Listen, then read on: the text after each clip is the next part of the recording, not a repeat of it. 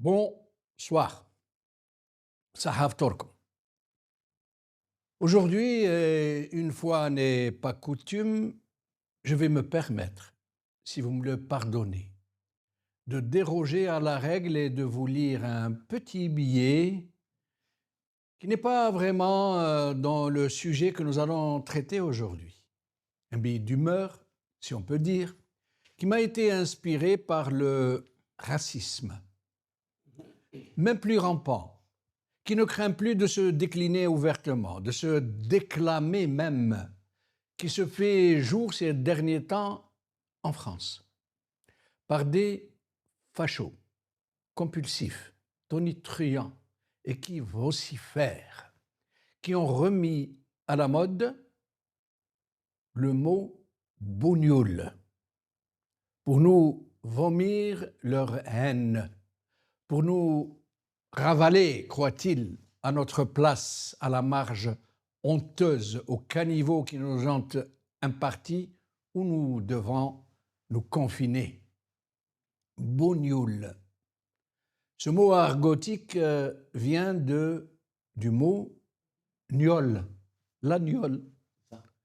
Un alcool très fort, une eau-de-vie des pauvres. Pendant la Première Guerre mondiale, on a donné des rations très généreuses aux troufions subalternes, et tout particulièrement aux supplétifs maghrébins et africains, dont on se servait comme autant de chair à canon, des bachibouzouk, pour les abrutir et les envoyer se faire massacrer au front, pour épuiser les munitions de l'ennemi avant d'envoyer le reste des troupes bon teint, j'allais dire.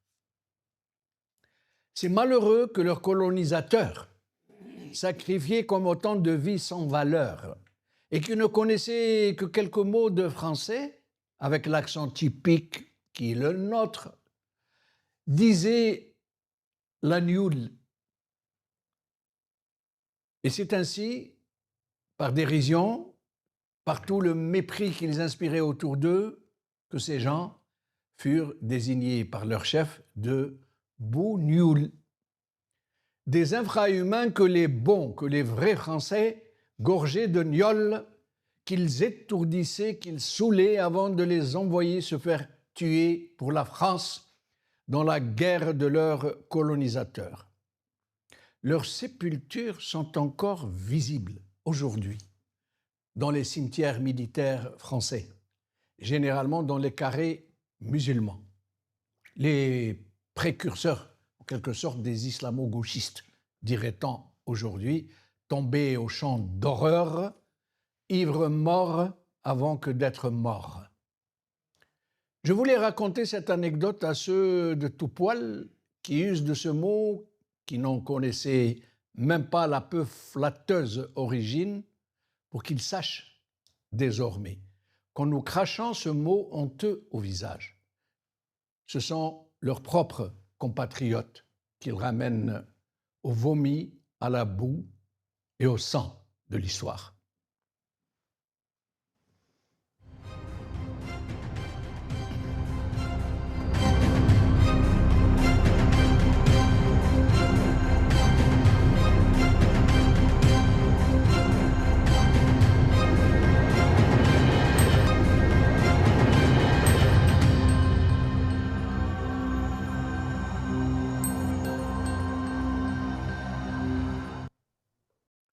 Algérie dans la perspective des retombées.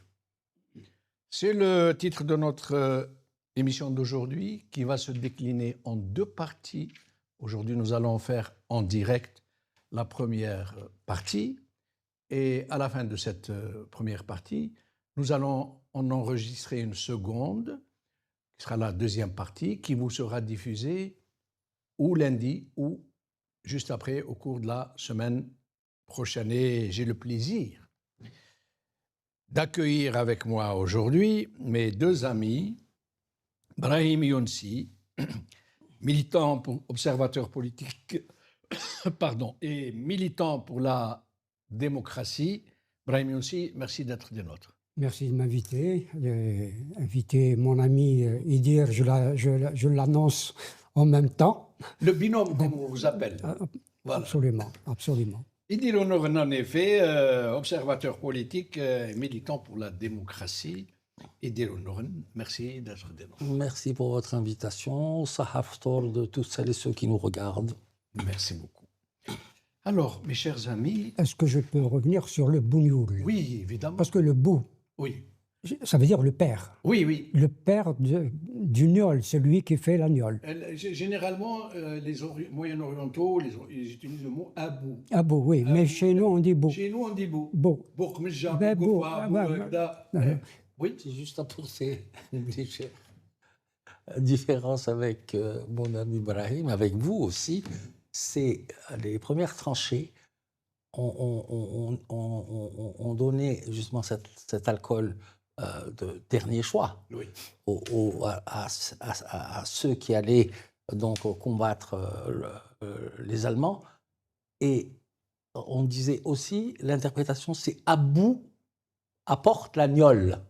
Ah, d'accord. Alors ça, moi je l'ai lu personnellement, donc ça peut être un mélange des deux. Oui, Abou la gnôle, c'est devenu Bougnoul, voilà. Alors, mes chers amis, aujourd'hui, notre sujet du jour, il ne peut pas être un autre sujet, est celui de ce qui se passe en ce moment en Iran et dans toute la région, et qui est en soi une crise quasiment planétaire, et qui va avoir des retombées, quel que soit son développement. Que les Américains décident de frapper très fort ou non, les retombées seront tout aussi, j'allais dire, pour le moins graves. Pour le moins grave. Il va y avoir des retombées qui vont peut-être changer la face du monde, surtout si les Américains frappent très fort. Et donc, j'aimerais donc que nous puissions discuter un peu, mais sans trop nous attarder à la crise en elle-même, avant d'aborder ce sujet de la retombée en Algérie. Qu'est-ce qui risque d'arriver en Algérie? Quelles sont les suites probables? Nos téléspectateurs voudraient bien savoir, se faire une idée de ce qui pourrait les menacer. Et en même temps, peut-être vers la deuxième partie, essayer de voir les voies et moyens qu'il faudra peut-être développer pour que la société puisse se préparer à faire face, pour qu'elle puisse se préparer à s'organiser, parce que tout le monde sait qu'elle ne pourra surtout pas, certainement pas, compter sur un tel régime pour assumer éventuellement des retombées autrement plus gravissimes qu'on pense. Alors, Brahim Younsi, je ne pose pas de questions. Moi, je jette le pavé et à vous d'en faire ce que vous voulez. Il me semble que notre pays, l'Algérie, du fait de la politique du gouvernement en place, est empêtré dans une situation qui va faire du pays, vers de l'Algérie, un sujet des Américains. Et nous avons déjà commencé. La suggestion du pouvoir d'Alger est déjà, on a baissé les bras, on a levé les bras en l'air pour nous rendre et nous vendre aux États-Unis. Vous voulez dire le régime? Oui, mais nous parlons du régime, évidemment. Oui, qui a squatté l'Algérie. Ben oui, évidemment qu'il s'agit du régime. Le peuple algérien, au contraire, il est dans l'autre phase. C'est l'autre face de la pièce. Absolument. C'est la face qui résiste et qui n'est pas d'accord avec ce qui se passe au Liban, en Palestine, en Iran, tout ce que fait Israël ou ce que font Israël et les États-Unis. Les bombardements, les destructions, mais le peuple algérien aussi est conscient que le feu peut se tourner vers notre pays. Et du fait, encore une fois, de la politique, de la mauvaise politique de ce pouvoir installé à Alger. Il a mis l'Algérie dans une situation où il ne peut plus avoir un espace stratégique. Justement, à partir du moment où vous parlez de ce régime qui a déjà commencé à donner des signes de soumission, de volte-face, est-ce que vous pourriez nous parler un peu, nous donner plus de détails depuis l'arrestation de Maduro? Le mot arrestation a été prononcé par la présidence. Pas kidnapping, pas enlèvement, arrestation. Depuis le vote de l'Algérie au Conseil de sécurité pour le plan Trump. Depuis les félicitations du représentant de l'Algérie à M. Trump, félicitations et remerciements appuyés. Depuis ces derniers temps, après avoir opté pour une attitude pondérée, où il appelait les frères, toutes les parties à plus de retenue, en l'espace de 2 jours, comme s'il avait reçu un coup de sifflet pour se déterminer, se démarquer, il parle d'agression contre les pays, d'agression donc iranienne, contre les pays du Golfe, les pays frères, et il a dit « celui qui les touche, nous touche ». Est-ce que vous pourriez justement d'abord, c'est Brahim et dire… De facto, il s'implique. Oui. Il implique le pays. Brahim a justement évoqué ce qui se passait en disant que le pouvoir était empêtré dans des contradictions, etc. Si on faisait un petit rappel, on était une puissance diplomatique respectée. Évidemment, c'était à la sortie de la guerre de libération nationale. On profitait de l'aura de la révolution algérienne qui a été mythifiée à juste titre. Bandung, quand on entend M. Saad Dahleb, on est béat d'admiration, entre autres.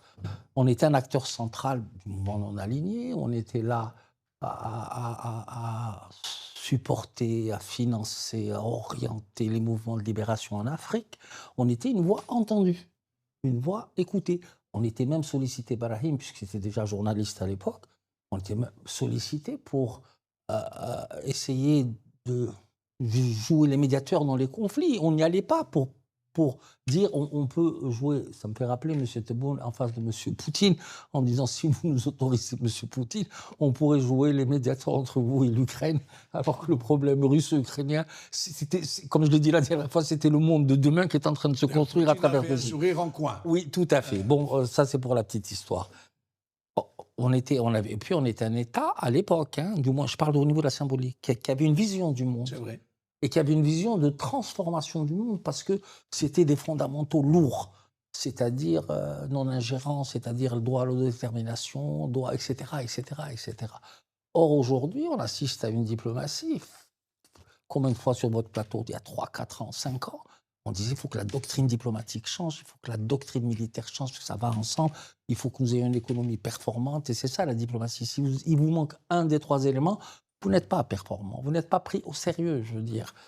Et par rapport à ce qui se passe aujourd'hui et cette volte-face, pardon ? Cette volte-face, oui, tout incroyable. à fait. Ça veut dire que même pour les gens qui n'ont que la spéculation comme perspective, oui. qui n'ont aucune information, on sent, pour ne pas dire on sait, que quelqu'un lance un coup de sifflet quelque part, une sommation à ce régime pour lui dire non, nous on ne veut pas que vous appeliez à la retenue, nous on veut que vous choisissiez votre camp. Et c'est ce qui semble avoir été fait.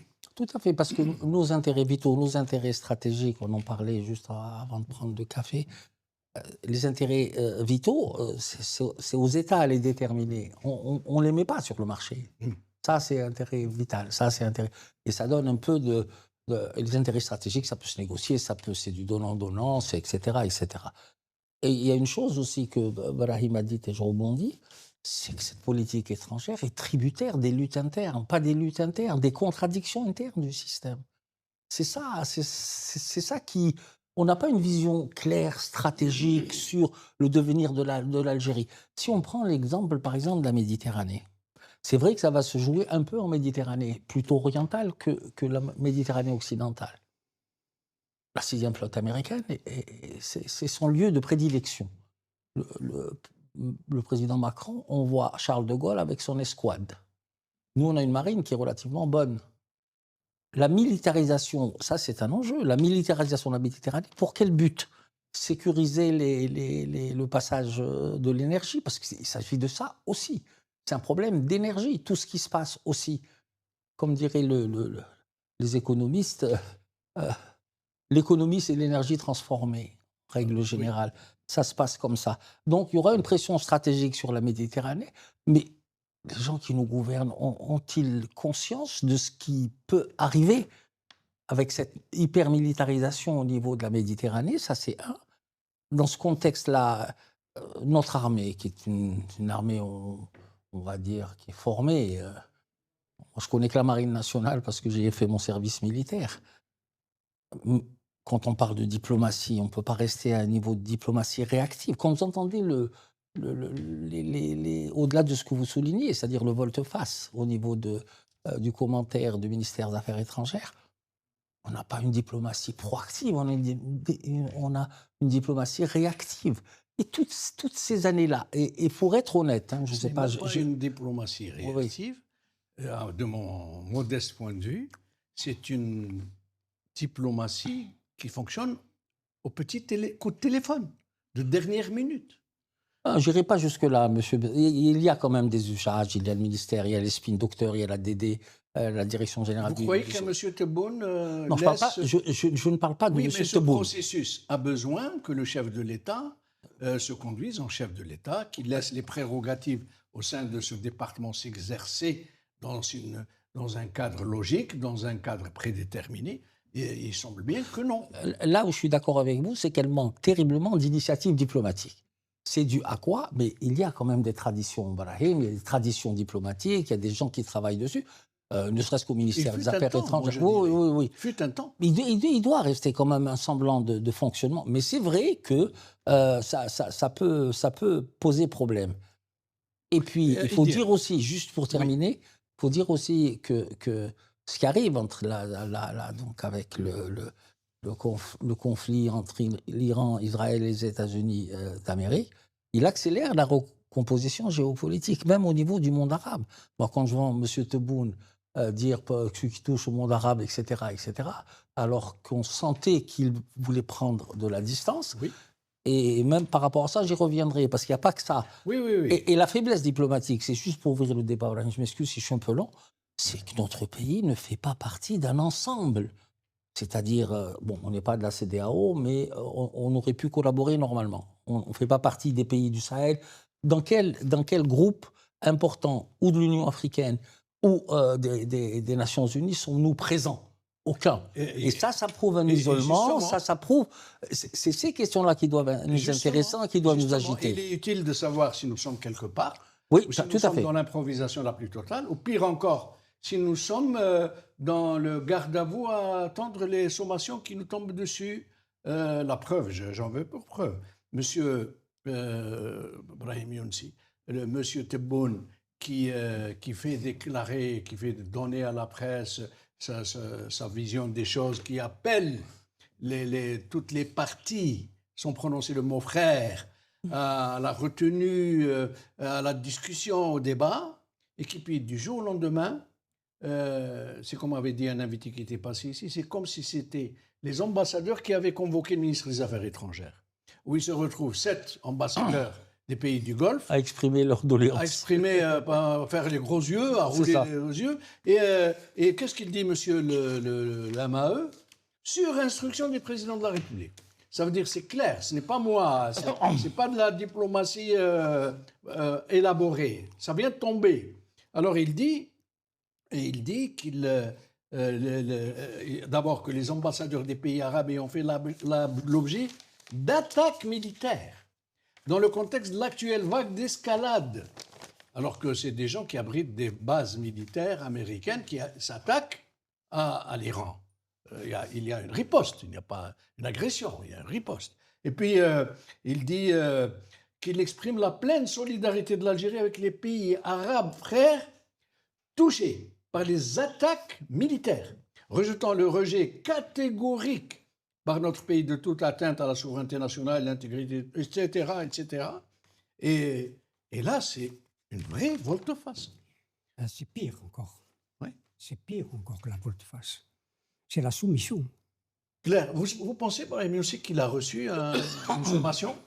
Je pense que oui. Je pense que oui. De la part de la part des États-Unis.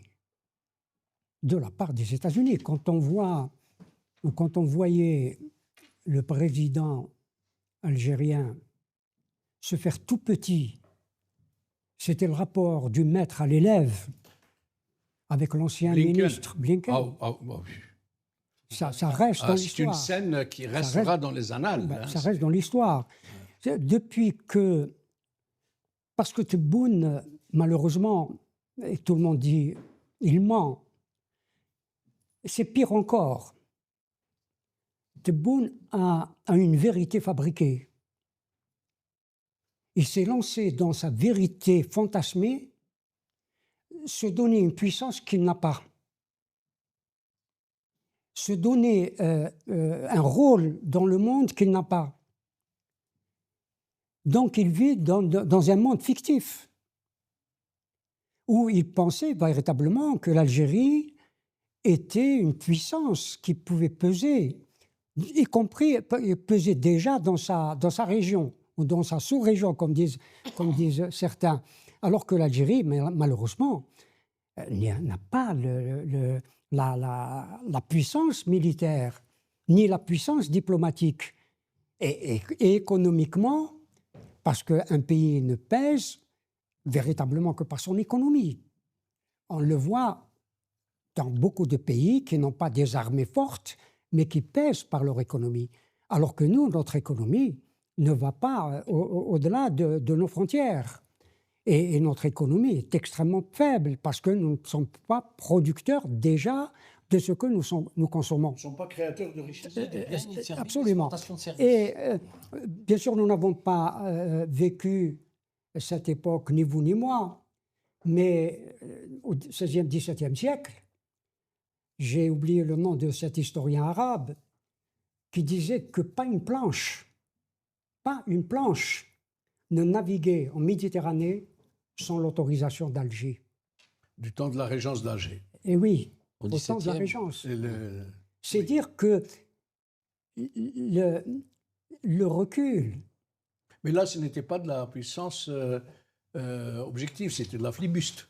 Mais oui, mais pour c'est dire déjà... les choses. Hein, Oui, mais aujourd'hui, on n'a même pas... C'est du piratage. du piratage. Ben, on n'a même pas ce flibustier. On n'a plus rien. On n'a plus rien. Ouais. On aurait pu avoir une marine parallèle et maîtriser la Méditerranée. Ce n'est pas le cas. La marine algérienne, malgré, c'est vrai, l'arsenal dont elle dispose, les vedettes dont elle dispose, La base les de bases Mersi de Kébir. Kébir, etc., je ne crois pas qu'elle ferait le pli face à la marine. Moi, j'ai l'impression qu'Idir parle un peu de façon sentimentale parce qu'il y a fait son service militaire. Non, pas du tout. Moi, Non, je non, sais une chose. Je le Non. comprends. L'armée algérienne, On ne peut pas être nihiliste. on ne peut pas le Voilà. nier, elle a fait des progrès Immense, oui, tout à fait. colossaux. On ne peut pas le nier. D'accord. Colossaux. Mais face... À part acheter des armements, des dotations Oui, militaires, des c'est équipements, là où le bas blesse. qu'est-ce qu'elle a fait l'armée algérienne? C'est là où le bas blesse, l'armée. Il y a une formation. Il y a une formation. En Ils sont ex-URSS, capables de fabriquer en des Italie, munitions, en comme le font France. l'Iran, des drones, des missiles. À l'évidence, non. Oui, mais À quelques-unes l'évidence, quand même. Voilà. Peut-être dans les armes légères, on avait... il y a Sûrement, voilà, oui. Les armes légères, on a vu, il y a la fabrication de l'abja. Mais aujourd'hui, les armes légères, Ne représentent c'est des rien, pistolets à eau. Hein. Absolument. C'est des pistolets à eau. C'est-à-dire que sur le plan stratégique, et c'est là où la diplomatie algérienne, enfin la diplomatie, celui qui élabore la politique étrangère de l'Algérie, c'est-à-dire en principe Abdelmadjid Tebboune. Et ces avions militaires qui s'écrasent quasi régulièrement, à chaque fois, en Algérie. Pourquoi? Ça peut Vétusté, arriver. incompétence, C'est- problèmes c'est- atmosphériques. C'est fort possible. C'est fort possible. Mais c'est que à ça chaque soit- fois hein, des accidents. C'est fort possible. Mais cela arrive, il faut le dire honnêtement, cela Dans arrive à toutes les du monde, armées. Voilà. D'accord. Ça, Vous ça savez, arrive pour à chez toutes nous les en plus, Oui. comme on dit le Mektoub, le destin et tout, le Mektoub, c'est le pseudo de Dieu quand il ne veut pas signer de son nom. Voilà. Ce que je voulais dire pour reprendre Brahim, c'est pas, je ne suis pas dans le sens parce que je fais mon service militaire à la Marine nationale, mais je sais d'abord que leur encadrement était hyper bien formé en Italie, en France, en ex-URSS. Ils avaient une formation de très très grande qualité. Oui. C'est Je une me armée, souviens excusez-moi, pas. non, c'est une armée de jeunes. En plus, je pense qu'à un moment ou à un autre, Ils ont compris, avec le vieil adage qui dit qui tient les mers tient le monde, Oui, absolument. ils ont compris qu'il fallait investir dans le matériel, il fallait investir dans un espace géostratégique qui est la Méditerranée. Et en Méditerranée, question marine, évidemment, on ne peut pas rivaliser avec un Charles de Gaulle qui est sur place, on ne peut pas rivaliser avec la 6e flotte américaine. Mais disons, s'il y a des puissances et que c'est un climat apaisé, nous sommes une puissance navale d'importance certaine. Oui, déjà Et ça, c'est les experts qui le disent. Oui, oui, oui. Donc déjà voilà. dans les années 70, moi j'avais un ami qui était commandant de la marine. Il était à Marchilbir, il habitait Marchilbir. J'étais allé le voir plusieurs fois dans les années 70, qui était commandant, qui avait fait ses études, sa formation en Angleterre. C'est dire, la marine anglaise, c'est quand même une bien sûr, grande c'est référence. bien sûr, c'est une Et grande j'ai marine. connu avec lui des officiers de son niveau et au-dessus, qui étaient visiblement, pour peu que je puisse en juger, assez costauds, comme diraient certains. Non, sur le plan de la formation, parce que... Je n'en disconviens Oui, pas. après que Boumedienne, parce que Boumedienne avait d'une certaine manière pas négligé après le coup d'État de 67. Donc il a fractionné l'armée. Il a isolé d'une certaine manière l'armée. Même si les soldats... C'était pour les officiers, prémunir son pouvoir absolument, personnel. absolument. Les états-majors Bien sûr. régionaux, Bien sûr. comment on dit, les régions militaires, pour éclater un peu tout ça. Une organisation. Une fois Après le coup d'État de Sbiri. Oui, ça. Une fois qu'il s'était assuré, rassuré que l'armée lui était fidèle, et puis s'est posé en 1976 un épisode que j'ai personnellement, directement vécu, c'est la crise du Sahara occidental. C'est l'occupation du Sahara occidental. Les deux batailles d'Amgala, ouais. etc. Bon, l'Algérie s'est Pendant fait... lesquelles, je crois, non, Chengreh avait été capturé avant. Oui, dans la il a guerre été des fait... sables. Oui. Donc, Boumedienne s'est vu d'une certaine manière sans avoir une armée bien formée. Et à ce moment-là, il a ouvert les vannes, si j'ose dire, et les formations ont commencé. Bien sûr, en Union soviétique, mais plus tard aux États-Unis, en France, en Angleterre, etc. Moi, je n'en conviens pas. La compétence de certains... De l'encadrement, oui. De l'encadrement. Moi, je puis- connais un général, je le connais, c'était l'ami de mon... C'était le frère de mon ami Mohamed Ben Sassi, ou lui il s'appelle Rachid Ben Sassi, qui est général, aux dernières nouvelles, dont on dit qu'il est d'une compétence qui pourrait se faire envier par les marines des pays développés, hein, entre autres. Hein. Mais je n'en disconviens pas. J'ai connu mais des généraux très compétents. vous prenez par exemple un certain nombre d'officiers et d'officiers de rang médian et de haut rang qui ont fait les plus grandes écoles de stratégie. Oui. Ils sont très bons. Mais lorsque l'environnement n'est pas très bon. sain. Mais voilà, la question est politique. Voilà. La question est politique. C'est ce que je voulais dire. Oui, c'est clair. Je suis d'accord à la limite pour déclarer que c'est une question politique. Je ne défends pas l'armée, je défends le principe du débat. Politique. La question politique, je veux bien. Mais si les gens sont bien formés et qu'ils ont les moyens nécessaires d'avancer dans leur stage de commandement, dans leur stage d'état-major, etc., et devenir de plus en plus performants, moi je dis marhaba. Oui, bien sûr. Alors, voilà la question que je voudrais pour passer à autre chose. Imaginons qu'il arrive à l'Algérie, ce qui est en train d'arriver à l'Iran. Est-ce que l'Algérie, avec une telle armée où la corruption fait rage, où non seulement la corruption de masse, celle qui touche un peu tous les officiers, même les sous-officiers, pour pouvoir encadrer la colère, le grondement des gens qui voient leur chef se conduire en potentat, en satrape, non seulement la corruption, donc les pots de vin énormissimes. Certains généraux sont millionnaires en dollars. Ils ont des trains de vie dans leurs bases arrières, qui sont en Europe, ou à Dubaï ou ailleurs, qui laissent rêveurs, qui laissent songeurs. Comment, demain, si une telle armée, ravagée de l'intérieur, corrompue comme peut l'être un fruit par un ver, comment une telle armée, demain, pourrait-elle, pourtant qu'il y a un équipement qu'elle n'arrive même plus à gérer, dont la logistique est devenue problématique, dont les recyclages des personnels sont devenus problématiques, dont beaucoup de choses, l'entretien des matériels, par exemple. Comment une telle armée pourrait-elle, demain, faire face à une attaque d'une autre envergure que celle du Maroc, par exemple? Évidemment que face à l'armée américaine ou même à l'armée israélienne, bon, bien entendu, combien de temps nous tiendrons? Je ne sais pas. Mais c'est une question surréaliste. c'est terrible de le dire. Mais il est vrai. Mais le problème fondamental, on y revient, c'est que nous ne produisons pas nos armements. Nous sommes à la merci. Et aujourd'hui, nous connaissons les relations. Ben oui, les relations entre Moscou et nous sont exécrables. Oui. Elles sont exécrables. Qui est le principal fournisseur oui, de la quasi-totalité de l'armement, de nos équipements. Absolument. Alors, une question, mais très vite dire, parce qu'on va passer à autre chose. Ah ben non, alors passons à autre chose. Si. Non, c'est-à-dire que, en parlant de tout ça, je pense que il ne s'agit pas de se mettre en position Nous ne sommes pas un danger, ni pour les États-Unis, ni pour la France, ni pour aucune grande puissance. Nous sommes dans un espace géostratégique où nous avons beaucoup de soucis à toutes nos frontières, de nature, d'intensité diverses, qu'il faudra régler. Mais nous ne sommes pas je veux dire...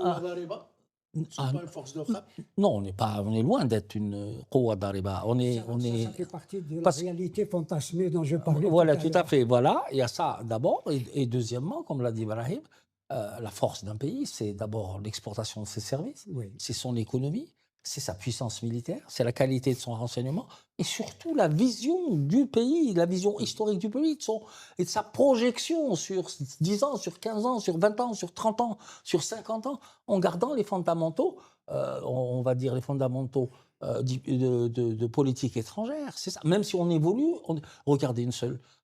Les États-Unis avaient reconnu la marocanité. L'Algérie s'est faite toute petite. On est bien d'accord. Oui. Les Russes, la même chose. Oui. On a su montrer les petites canines qu'avec la France, bien évidemment, le contentieux mémoriel, l'Espagne et les autres. Et les monarchies du Golfe. Pas un communiqué, pas un miaulement. Exactement. Donc, ça veut dire quoi? Si, il a dit Douaïla. Oui, il y a d'autres intérêts. Mais la Douaïla, c'est le paradis fiscal de beaucoup d'entrepreneurs algériens et d'autocrates algériens. Et d'officiers supérieurs algériens. Non, d'autocrates, voilà, exactement. Voilà, pardon, je termine. La grande faiblesse de notre pays, c'est sa cohésion sociale et nationale. Il n'y a pas de cohésion, il faut le dire, c'est une réalité. Parce qu'ils ont créé, c'est une réalité. Ils ont créé un climat, une atmosphère de corruption, d'émulation toxique. Négative, l'émulation par la corruption. D'une part, et d'autre part, il y a Ils ont même question... gangréné la société. Oui. La société elle-même, partie prenante du processus, c'est devenu une force de statu quo. Absolument. D'autre part, il y a cette question fondamentale qui se pose à nous, à notre pays, c'est les libertés publiques. Tant qu'on n'a pas de liberté publique... Ben oui, mais justement, c'est tout cela. Oui. Les libertés publiques sont fondamentales, y compris pour la solidification de la cohésion sociale et nationale. Absolument. Donc là, il y a des faiblesses. Nous sommes un ventre mou de ce point de vue-là. Oui. Ce que je voulais dire, c'est, je vais plomber un peu l'ambiance. Indépendamment du fait qu'on vive vraiment une crise protéiforme, on a une crise de la démocratie, une crise financière, alors que le chef de l'État promettait de consolider la valeur du dinar. On sait ce qui en est advenu. Crise morale, une corruption jamais atteinte, c'est pas possible. Crise des institutions, crise de la nation, crise du monde judiciaire, crise des corps intermédiaires, crise de ce qu'on appelle classe moyenne. On n'a pas de classe moyenne. On n'a pas de classe moyenne. À la différence de la Tunisie, à la différence du Maroc qui commence à... On a une classe moyenne qui tend un peu à la confort. Oui, mais bon, voilà, elle n'est pas... Regardez en Tunisie, quand ils ont, sur leur révolution de 2011, c'est ça, Ah ben, ils se sont tous impliqués, que ce soit les magistrats, les avocats, nous, rien de tout ça, à part les collectifs d'avocats, quand il est militant des détenus d'opinion et des détenus On a eu le club politiques. des 100. Voilà. Parmi les magistrats, ils les ont décapités. Ouais, tout à fait. Donc, à tout ça, comment voulez-vous vous prévaloir en tant qu'État d'être une puissance régionale ou d'être une puissance régionale sur le papier, peut-être un Force de effectif, frappe. peut-être, oui, force de frappe, mais aucunement. Nous n'avons pas de capacité d'influence. Regardez tout ce qui se passe à nos frontières. Il a suffi que nous recevions M. Dicko, que ça a fait une rupture pratiquement diplomatique avec les Maliens. Qui sont Maliens? Qui est... Enfin, j'arrive pas à comprendre, pour la bonne et unique raison, nous ne sommes pas assez réactifs et nous ne prévoyons pas les choses. Et c'est dommage qu'on arrive à ce Brahim niveau-là. aussi, parce que nous allons entrer dans un sujet très important. Tout à l'heure, à savoir la déclaration qu'il a faite soutenant les 7 pays arabes, les 7 pays arabes qui ont été bombardés par l'Iran. Oui. Mais en vérité, il n'a pas bombardé les territoires de ces pays. Les bases. Et il a absolument. Un peu, hein, quand même, quelques immeubles. Oui, mais Comme ça, les des collatéraux, ça arrive. Mais l'essentiel L'axe de l'essentiel, principal, c'est l'esprit libéral. Comme dit les bases. quelqu'un avec beaucoup de cynisme, les dégâts coca, terreau. Oui, bon. Voilà, c'est pas mal. Même là, Tebboune, il faut le dire, et c'est là où le bas blesse, où c'est très, très, très dommageable, c'est que Tebboune avait signé quelques semaines auparavant, un traité stratégique avec l'Iran. Oui. Et un traité Merci de stratégique, le rappeler. quasiment par définition, a des clauses militaires. Évidemment. Stratégique. Mais moi, on disait, et certains experts disaient que la Chine avait signé des contrats de défense avec le régime Iranien. Hein. Oui, oui. À tel point qu'un des experts, finalement, l'enrichissement d'uranium pour l'Iran est devenu secondaire, à cause justement du traité. On a bien vu. Regardez juste je ne sais pas si ça rentre dans le cadre du sujet ou pas, Oui, oui. pour les BRICS, l'Iran faisant partie des BRICS dans la deuxième vague. Moi, je suis étonné. Bon, c'est vrai que les BRICS ne sont pas un corpus idéologique, politique, etc., etc. C'est plus un groupe économique Quasiment qui parlait, une idée voilà, dans l'air. c'est économique pour essayer de voir comment économiquement apporter la contradiction à l'administration Trump, etc., etc. Mais aucun membre des BRICS n'a pu communiquer, pas une motion de soutien, rappeler au moins à une ça reste escalade. L'Inde a plutôt soutenu les États-Unis. Absolument, plutôt, oui. Ouais, les BRICS sont oui, c'est ce que je dis, les États-Unis, Israël. Alors, moi, je peux juste là, sur les BRICS, bien sûr que les BRICS donnent l'impression, et plus que l'impression, qu'il s'agit d'une affaire économique. Il faut dire qu'il y a 3 ennemis fondamentaux dans ces BRICS. La Chine, la Russie, l'Inde. Et la guerre qu'ils vont se mener tous les 3 sur le Pacifique, parce qu'il y a et aujourd'hui, il y a beaucoup de soucis. Il y a beaucoup de choses, absolument. Très juste. Alors, j'aimerais vous poser une question qui interpelle beaucoup d'observateurs, qui pose vraiment question. Vous savez qu'à Alger, il y avait l'ambassadrice américaine, que certains appelaient, rappelez-moi cet héros des bandes dessinées, Superwoman. Alors, Superwoman, qui faisait la pluie et le beau temps en Algérie, qui se faisait recevoir par n'importe qui quand elle voulait, qui allait visiter toute l'Algérie, qui recevait qui elle voulait, sans autorisation préalable, contrairement à tous les autres ambassadeurs. Donc, et les gens se disaient, pourquoi avoir envoyé une ambassadrice d'une telle ampleur en Algérie, Elisabeth Moore-Aubin. Et puis elle est restée longtemps en poste. Et puis, à un tel moment où il est question de normalisation, après avoir été question du vote algérien pour le plan Trump, où il est question de régler la question sahraoui, elle est retirée. Et à sa place, on nomme un chargé d'affaires. Beaucoup de gens y voient comme un déclassement du régime Tebboune, comme s'il voulait le désigner à quiconque voulait le débarquer. Mais d'après vous... Un feu vert. Une sorte de feu vert. d'après vous, de quoi il est question? Pourquoi avoir retiré cette ambassadrice qui vraiment représentait les Américains d'une façon, j'allais dire, presque autoritaire, et mettre à sa place un chargé d'affaires qui n'est pas un diplomate plénipotentiaire, qui doit relever d'une certaine discipline, d'une certaine subordination, même pour des petites décisions?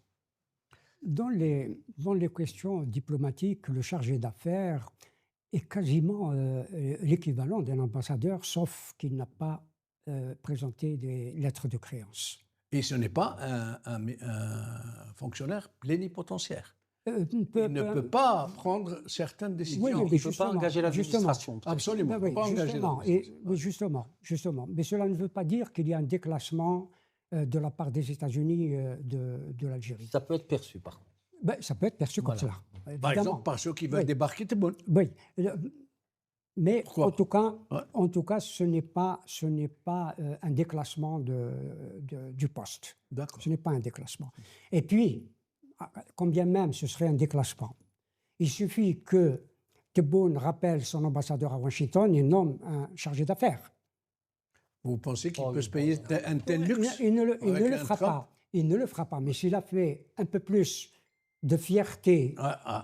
Là, ça n'a pas été le cas. Oui, voilà. Il aurait dû rappeler quasi immédiatement son ambassadeur de Washington et le remplacer par un chargé d'affaires algérien. Cela est tout à fait possible. Ça se fait en diplomatie sans que... C'est la loi de la réciprocité. C'est tout. Oui. Donc, il ne l'a pas fait. Est-ce qu'il pense et il espère une nomination dans les prochaines semaines, dans les prochains mois, en tout cas rapidement, d'un ambassadeur. Dans les prochaines semaines, ça ne sera pas possible selon les procédures américaines, parce que l'ambassadeur doit être agréé par le Sénat. C'est ce qu'on dit, oui. Mais le problème, c'est que pour l'accréditer officiellement, on attendra que Trump fasse le geste pour dire je n'ai pas, comme vous dites, je n'ai pas déclassé l'Algérie, j'ai encore de bonnes relations avec l'Algérie. Ce que dit Tebboune, il dit nous avons d'excellentes relations avec les États-Unis.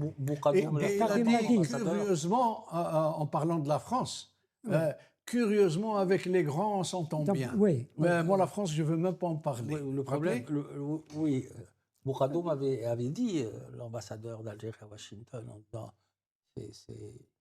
le ciel est ouvert pour la coopération avec les États-Unis. Et il a dit aussi que ce ne sera plus des petites compagnies américaines, ce seront les plus grandes majors dans l'énergie, dans le pétrole, gaz de schiste, qui viendront investir en Algérie, dont l'une est venue effectivement. Ce que je voulais dire, on peut interpréter ça comme étant un déclassement, mais on ne connaît pas précisément les conditions qui ont prévalu à la nomination du chargé d'affaires. On est d'accord pour dire que l'ancienne ambassadrice avait vraiment un carnet d'adresses extraordinaire, elle faisait un travail extraordinaire, elle a toujours été constante, souriante, etc., etc. Quant à maintenant interpréter le fait que ce soit un chargé d'affaires, vous avez évoqué la question du Sahara occidental par M. Boutros, on en avait parlé à Brahim plusieurs fois au téléphone. Je crois qu'ils vont donner... Ça, on va mesurer ça à l'aune de la position ou du rôle qu'on va donner à l'Algérie pour sortir de la crise du Sahara occidental par le haut. C'est-à-dire qu'il ne faudrait pas que cette négociation autour du Sahara occidental puisse être perçue par l'opinion algérienne, par les décideurs eux-mêmes, comme étant une humiliation. Donc ils vont essayer de trouver les voies et moyens pour justement que ça sorte par le haut. Ça, c'est un. Deuxièmement, il y a des problèmes techniques quant des problèmes techniques concernant la nouvelle forme d'autonomie que prendrait effectivement l'autonomie du Sahara occidental. Il va se poser le problème du retour des réfugiés. Le cas des gens armés du Polisario, qui est le bras armé de la République arabe sahraoui démocratique, le droit au logement, et dans quelles conditions, comment vont être absorbés par l'administration centrale, disons, au Sahara occidental, les Sahraouis de la race, etc., seront des questions d'ordre technique. Mais comment sortir? Parce que, en fait, pour jouer clair, nous savons tous que le Polisario et la RAS sont algéro-dépendants. C'est clair. Donc, finalement, la négociation se fait entre les États-Unis, le Maroc et l'Algérie. Or, l'Algérie a toujours refusé le format Il y a A3. des négociations qui ont eu lieu en Espagne. En Madrid, il y en aura encore, parce Il y en que aura ça ne peut pas être. Mais à partir du moment où l'Algérie, normalement, cette fois-ci, qui a accepté le format A3, puisqu'elle ne se considérait pas comme étant belligérante, mais plus, voilà, partie prenante, donc là, on verra le traitement qui sera réservé à l'Algérie, on mesurera l'importance qu'accordent les États-Unis à notre pays. Un dernier mot, MNC. Le problème de l'ambassadrice, bien sûr, elle était visiblement, elle adorait l'Algérie. Oui, elle adorait l'Algérie, visiblement. Mais ce qu'il faut voir, c'est les rapports qu'elle fait. Quel type de rapport travaille pour son pays.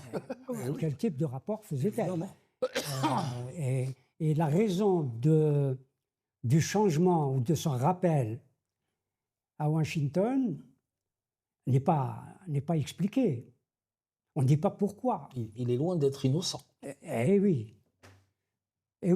Donc ça, le départ de cette ambassadrice qui était partout. Sachant que si elle partait, elle ne pourrait être remplacée que par un chargé d'affaires. L'ambassadeur ne peut pas venir sans passer par le Sénat. Oui, mais il aurait pu. Le côté technique, on aurait pu. Oui, on aurait pu nommer un ambassadeur, le Sénat interviendrait. Voilà, mais entre-temps, un ambassadeur intérimaire. Voilà, tout à fait. Sauf que, d'une certaine façon, c'est une gifle qui est donnée à Alger parce que ça prend du temps. D'accord. Oui, parce que l'importance, moi je pense, franchement, je peux me tromper, mais il y a des tas de facteurs qui fondent un peu cette idée. Encore une fois, c'est le produit de... La question que je me pose, franchement, c'est est-ce que l'Afrique du Nord peut-elle survivre à deux États relativement forts et d'aussi grande importance l'un que l'autre? Au sein d'un même ensemble? Non, de même ensemble. Entre nous et le Maroc, les autres sont marginaux. D'accord. Quelle est la vision des États-Unis sur ça?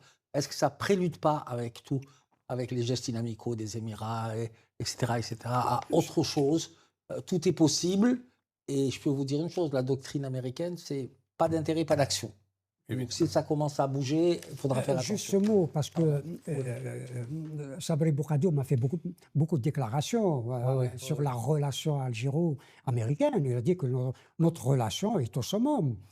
Il n'y a pas de limite. Il n'y a pas de limite. Et puis, ce que nous demanderons les États-Unis... The limit, je crois. Absolument. Je crois que ça doit être par là, oui. Et puis, il a dit tout ce que les États-Unis nous ont demandé, nous leur avons donné. Et nous sommes prêts à en donner davantage. Vous savez, il y a aussi quelque chose, c'est qu'on a parlé au début, c'était des relations comme pour la France pour le moment, des relations sécuritaires, c'est de l'information contre le terrorisme au Sahel, etc. Je crois que c'est M. Bourradoum qui a évalué, est allé un peu plus loin, il a dit que ce sera à la fois des relations d'ordre sécuritaire et d'ordre militaire. Donc ça remet en cause peut-être la Russie comme étant le premier fournisseur, etc. Voilà, ça dénote qu'il y a des choses à dire. Donc, fin de cette première partie de cette émission qui est diffusée en direct. Et nous allons poursuivre ensemble après avoir pris un verre de thé ou de café. Nous allons poursuivre donc cette émission. Nous allons parler, si vous le voulez bien, mes chers amis, des perspectives, ce qui peut advenir à la suite et dans le cadre de ce qui est en train de se passer dans la région du Golfe et un peu partout dans le monde, par à-coups. Et donc, nous allons essayer de comprendre et surtout, moi j'aimerais vous entendre nous dire ce que vous pensez de la nécessité pour le peuple algérien, de la nécessité, de l'urgence de s'organiser, parce qu'il ne peut pas compter sur un tel régime. Si demain, à Dieu ne plaise, les choses partent en quenouille. Et donc, qu'est-ce qu'il y a lieu de faire? Qu'est-ce qu'il faut organiser? Comment faire pour se mettre en réserve du peuple demain à ses aspirations, lorsque il en aura marre et qu'il sortira dans la rue et qu'il dira « basta, je veux construire mon pays, je veux qu'il y ait un pays démocratique avec des institutions pérennes, sincères Et légitime. et des élections sincères. Voici, mes chers amis, je vous dis bonne soirée à vous. Vous aurez l'occasion de voir la deuxième partie de cette émission lundi ou mardi, Inch'Allah. Bonne soirée à vous.